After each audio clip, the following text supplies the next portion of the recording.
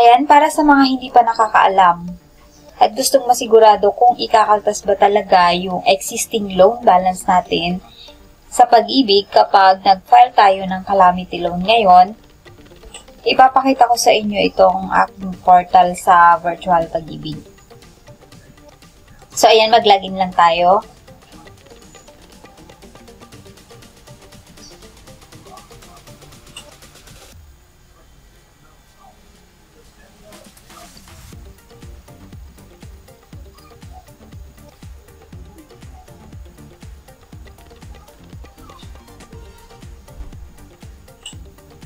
Ayan.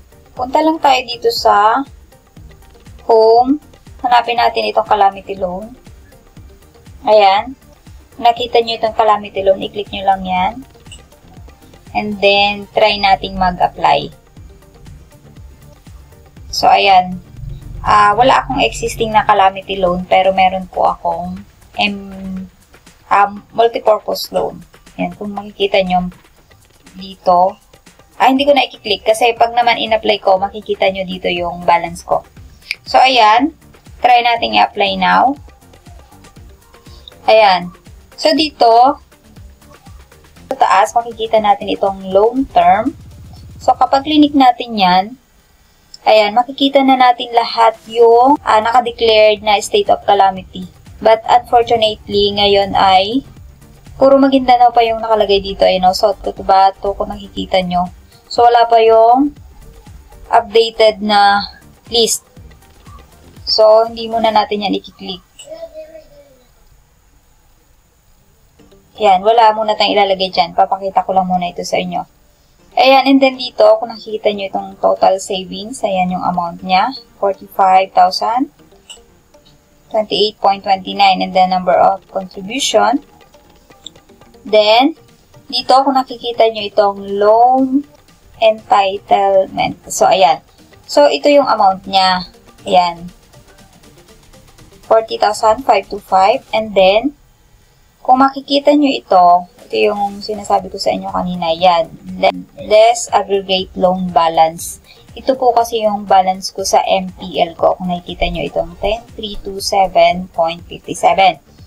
So, and then dito sa baba, kung napansin nyo, naging ito na lang yung amount niya, diba? 30,197. Bakit? Kasi ito yung nakalagay na entitled, yung pwede nating i-loan sa taas.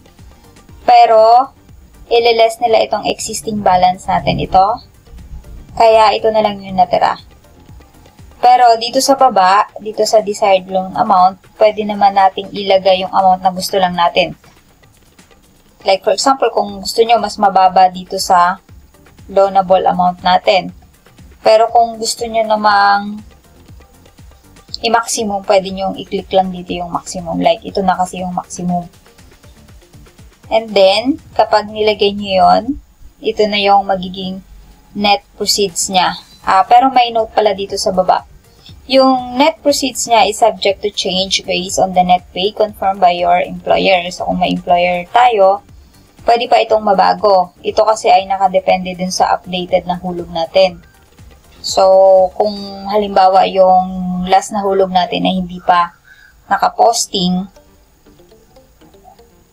mababago pa to. Kung ang hulog nyo naman ay halimbawa mas bumaba ngayon, pwedeng mas lumiit to.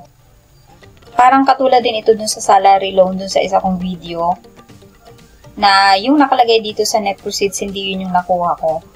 Kasi nga, i-update pa ito ng employer. But hindi naman ganun kalaki. And then, dito sa baba, ayan, importante dapat may loyalty card na tayo. Dito papasok yung amount. Ayan.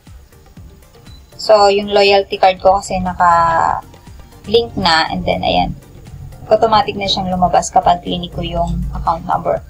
And then, after nyan, i-click nyo lang ito and then submit. So, dahil hindi pa sila updated yung dito sa mga lugar, hindi natin itutuloy itong application and wala din naman akong planong nag-file ng calamity loan ngayon. So, yun lang. Pinakita ko lang po sa inyo kasi marami akong nakikita na at may nagtatanong din sa akin na kung ibabawas daw ba talaga yes po, ibabawas yung existing loan balance natin kapag nag-file tayo ng calamity loan. And kung itatanong nyo naman kung ilang buwan na yung hulog ko dun sa salary loan ko, check natin. Multipurpose loan. So, ayan, multipurpose loan, view. Ayan. So, nag-loan ako noong January 9, 2024. So, isang taon na siya, mahigit isang taon na siya noong January 2025. So, lampas 1 year na ako and dire-diretso lang yung hulog ko. Kaya ayun, sana nalinawan kayo na once na mag-loan tayo or eligible na tayong mag-loan ng calamity loan at meron tayong existing loan, yes po, sa ayaw at sa gusto natin ay ibabawas nila yun sa atin. At para sa mga plano na mag-file ng calamity loan ngayon, wait nyo lang po siguro mag-update ang Pag-ibig ng mga lugar na eligible para sa pagpa-file ng loan, yung mga declared as state of calamity. Kasi siguro, kaya hindi pa siya updated dito, kasi nga wala pa rin silang pasok